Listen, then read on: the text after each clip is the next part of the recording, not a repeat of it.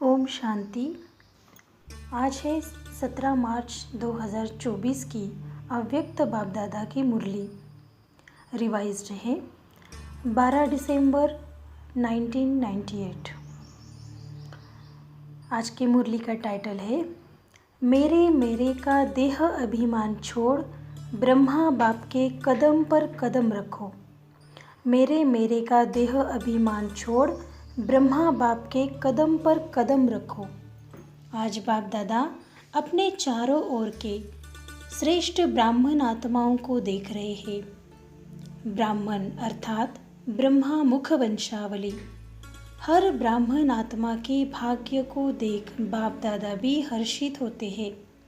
हर ब्राह्मण आत्मा को जन्मते ही स्वयं ब्रह्मा बाप द्वारा मस्तक में स्मृति का तिलक लगता है।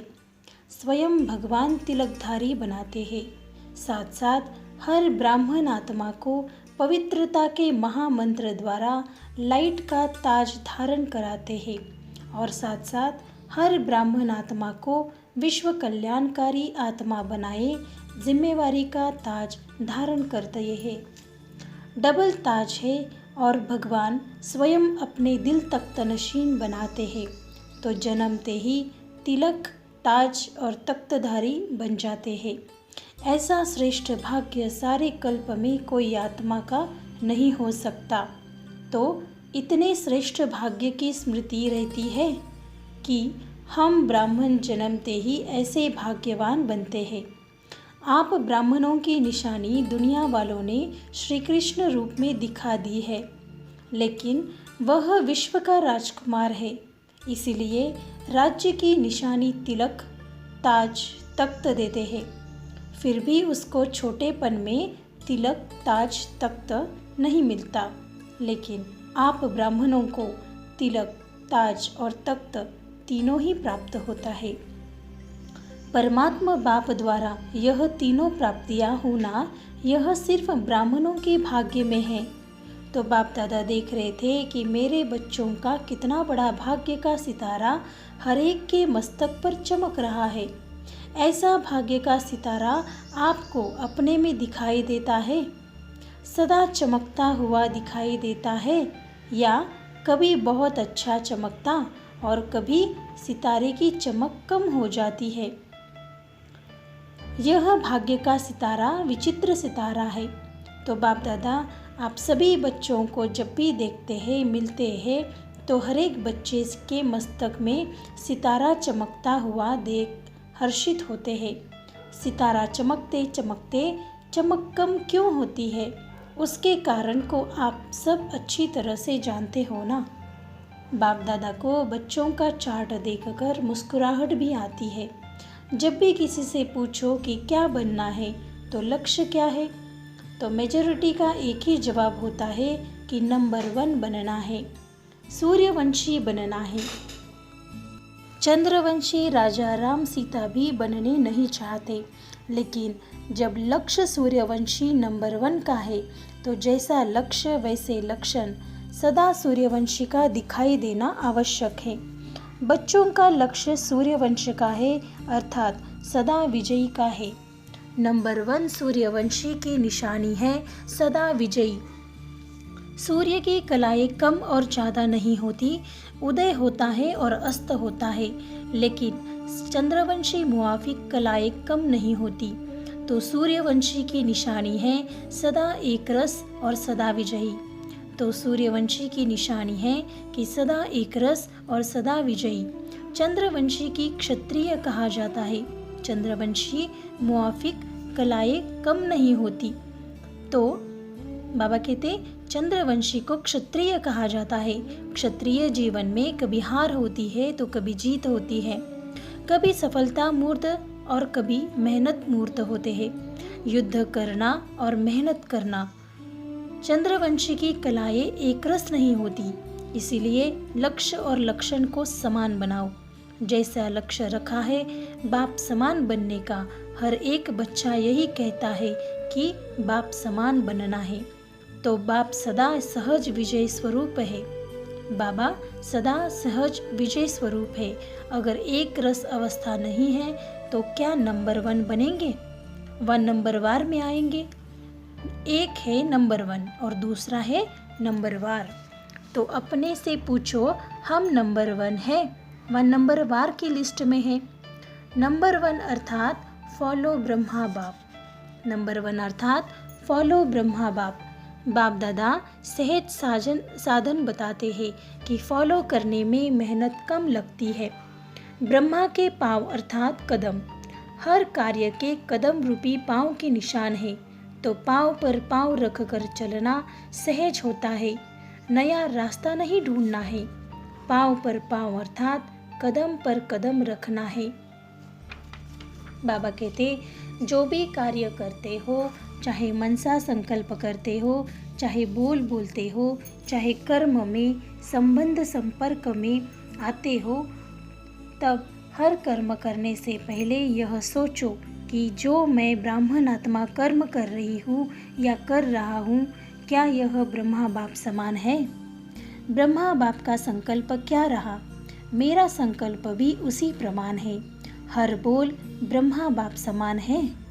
अगर नहीं है तो नहीं करना है, न सोचना है, न बोलना है, न करना है। ऐसे नहीं, ब्रह्मा बाप का कदम एक और बच्चों का कदम दूसरा। तो जो लक्ष्य है, मंजिल है बाप समान बनने का, वह कैसे होगा? अगर ब्रह्मा के हर कदम समान, कदम पर कदम फॉलो करते चलेंगे, तो एक तो सदा अपने को सहज पुरुषार्थी अनुभव करेंगे और सदा संपूर्णता की मंजिल समीप अनुभव करेंगे। ब्रह्मा बाप समान अर्थात संपूर्णता के मंजिल पर पहुंचना। ब्रह्मा बाप समान अर्थात संपूर्णता के मंजिल पर पहुंचना। तो ब्रह्मा बाप वतन में आप सब बच्चों के संपूर्ण अव्यक्त फरिश्ते बनने का आवाहन कर रहे हैं। ब्रह्मा बाप के आवाहन का गीत व मधुर आह्वान का आवाज सुनाई नहीं देता। आओ बच्चे, मीठे बच्चे, जल्दी जल्दी आओ, यह गीत व बोल सुनाई नहीं देता। ब्रह्मा बाप का आवाज सुनो, कैच करो। ब्रह्मा बाप यही कहते हैं कि बच्चे 99 वर्ष का सोचते बहुत है। क्या होगा कि यह होगा वह होगा, यह होगा व नहीं होगा, यह होगा, इस सोच में ज़्यादा रहते हैं। यह तो नहीं होगा, कभी सोचते होंगे, कभी सोचते ही नहीं हैं। यह होगा या होगा का गीत गाते रहते हैं, लेकिन अपने फरिश्तेपन के संपन्न स्थिति में तीव्र गति से आगे बढ़ने का श्रेष्ठ संकल्प कम करते हैं। होगा क्या होगा, यह गा गा के गीत ज़्यादा गाते हैं। बाप कहते हैं, कुछ भी होगा, लेकिन आपका लक्ष्य क्या है? जो होगा वह देखेंगे और सुनने का लक्ष्य है। वह ब्रह्मा बाप समान फरिश्ता बनने का है, तो उसकी तैयारी कर ली है। प्रकृति अपना कुछ भी रंग रूप दिखाए, आप फरिश्ता बन, बाप समान अव्यक्त रूपधारी बन, प्रकृति के हर दृश्य को देखने के लिए तैयार हो। प्रकृति की हलचल के प्रभाव से मुक्त फरिश्ते बने हो। बाबा पूछ रहे कि प्रकृति की हलचल के प्रभाव से मुक्त फरिश्ते बने हो, अपनी स्थिति की तैयारी में लगे हुए हो, व क्या होगा इसी सोच में लगे हो। क्या कोई भी परिस्थिति सामने आए तो आप प्रकृतिपति अपनी प्रकृतिपति की सेट पर सेट होंगे व अपसेट होंगे। यह क्या हो गया, यह क्या हो गया, यह हो गया, यह हो गया, इसी नज़ारों के समाचारों में बिजी होंगे। व संपन्नता की स्थिति में स्थित हो किसी भी प्रकृति की हलचल को चलते हुए बादलों के समान अनुभव करेंगे। बाबा कहते कि यह होगा, ये हो गया, यह हो गया, ऐसे नज़ारों के समाचार में बिजी होंगे या संपन्नता की स्थिति में स्थित हो किसी भी प्रकृति की हलचल को चलते हुए भी बादलों समान अनुभव करेंगे, यानी हल्का अनुभव करेंगे।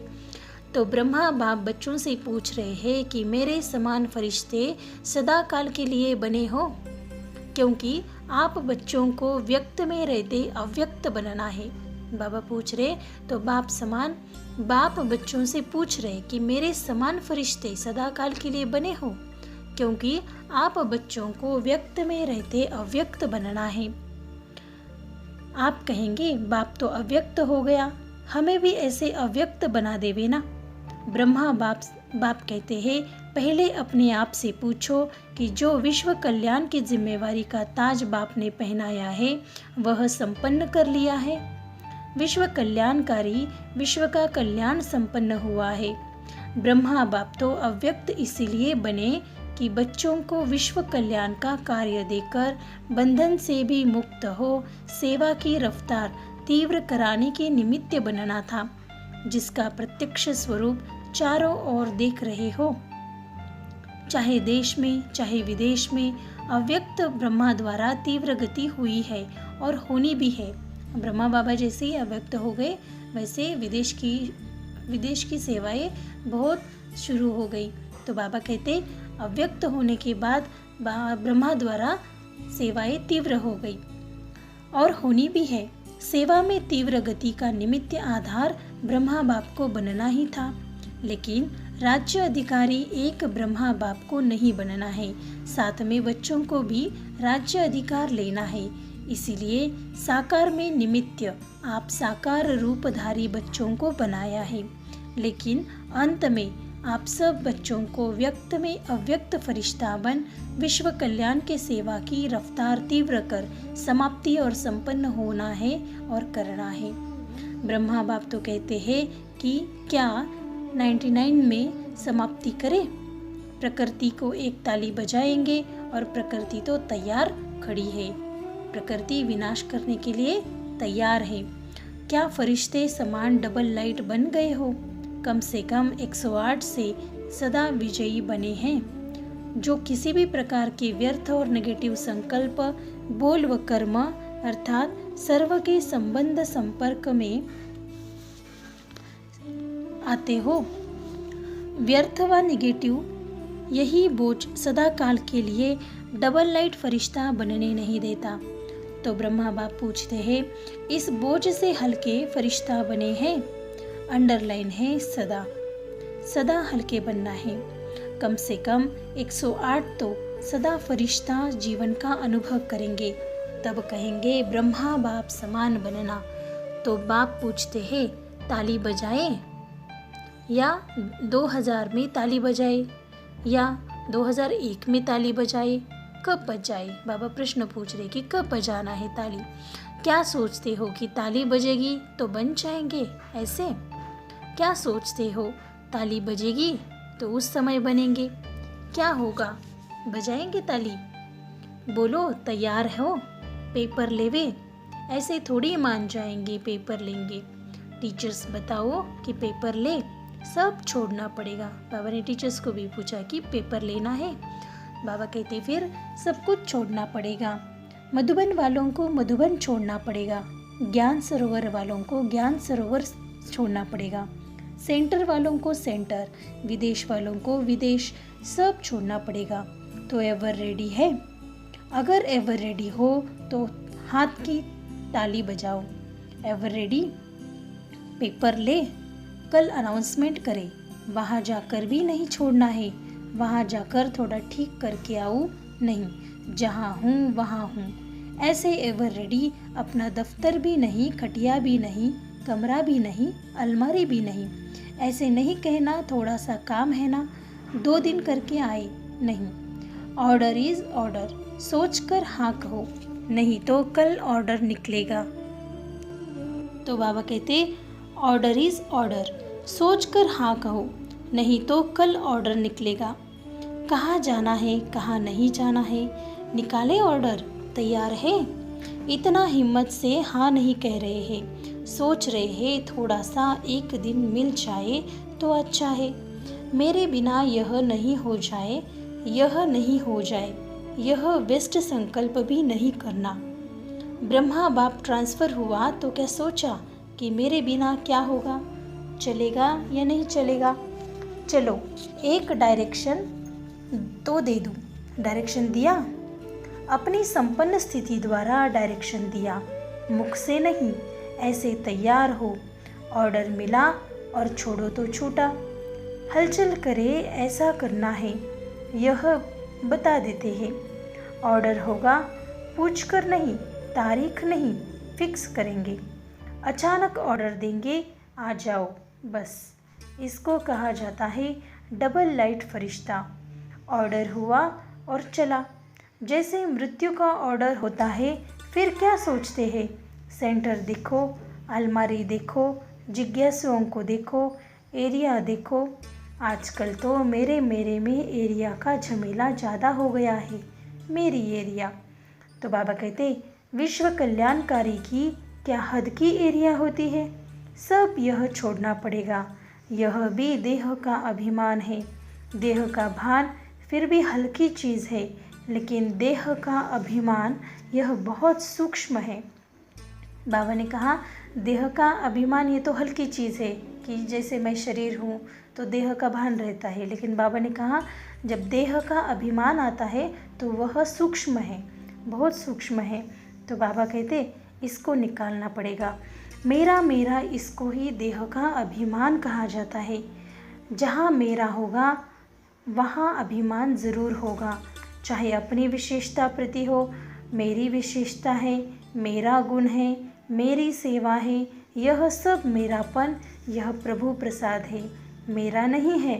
प्रसाद को मेरा मानना यह देह अभिमान है। यह अभिमान छोड़ना ही संपन्न बनना है। इसीलिए जो वर्णन करते हो फरिश्ता अर्थात न देह अभिमान न देह भान, न भिन्न भिन्न मेरेपन के रिश्ते हो।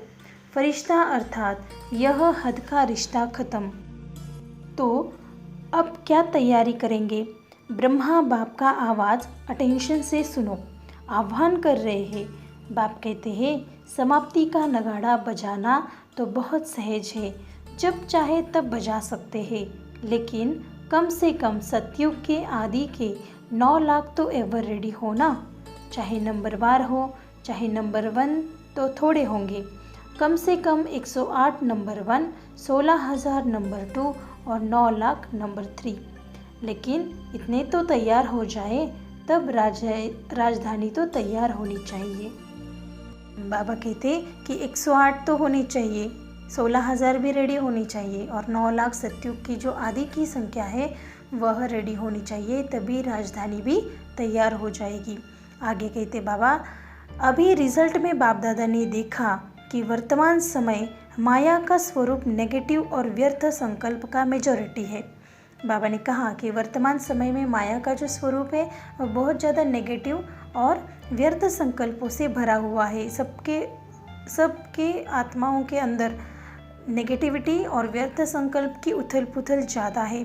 तो विश्व कल्याणकारी की स्टेज है सदा बेहद की वृत्ति हो, दृष्टि हो और बेहद की स्थिति हो। बाबा ने क्या कहा? सदा विश्व कल्याणकारी की स्टेज है, उसके लिए सदा हमारे अंदर बेहद की वृत्ति हो, दृष्टि हो और बेहद की स्थिति हो। तो वृत्ति में ज़रा भी किसी आत्मा के प्रति नेगेटिव व व्यर्थ भावना नहीं हो। नेगेटिव बात को परिवर्तन कराना वह अलग चीज़ है, लेकिन जो स्वयं नेगेटिव वृत्ति वाला होगा वह दूसरों के नेगेटिव को भी पॉजिटिव में चेंज नहीं कर सकता। इसलिए हर एक को अपनी सूक्ष्म चेकिंग करनी है कि वृत्ति दृष्टि सर्व के प्रति सदा बेहद और कल्याणकारी है। तो ज़रा भी कल्याण की भावना के सिवाय भावना, हद के संकल्प, बोल सूक्ष्म में भी समाये हुए तो नहीं है। जो सूक्ष्म में समाया हुआ होता है उसकी निशानी है कि समय आने पर व समस्या आने पर वह सूक्ष्म स्थूल में आता है। तो बाबा कहते सदा ठीक रहने से लेकिन समय पर वह इमर्ज भी हो जाएगा। फिर सोचते हैं कि यह है ही ऐसा, यह बात ही ऐसी है, यह व्यक्ति ही ऐसा है, व्यक्ति ऐसा है, लेकिन मेरी स्थिति शुभ भावना बेहद की भावना वाली है या नहीं, ये अपने गलती को भी चेक करना है। समझा? बातों को नहीं देखो, सपने को देखो। बाबा कहते बातों को नहीं देखो, अपने को देखो। बस 99 में यह अपने अंदर धुन लगाओ, जो ब्रह्मा बाप का कदम वह ब्रह्मा बाप समान मेरा हर कदम हो। बाबा ने कहा 99 में बाबा ने यह होमवर्क दिया था कि अपने अंदर यह धुन लगाओ कि जो ब्रह्मा बाप का कदम है वही मेरा है, यानी मैं ब्रह्मा बाप समान हर कदम पर कदम चलने वाली आत्मा हूँ। फॉलो फादर करना है। ब्रह्मा बाप से सभी को प्यार है ना, तो प्यारे को ही फॉलो किया जाता है। बाप समान बनना ही है, ठीक है ना। 99 में सब तैयार हो जाएंगे। 1 वर्ष है।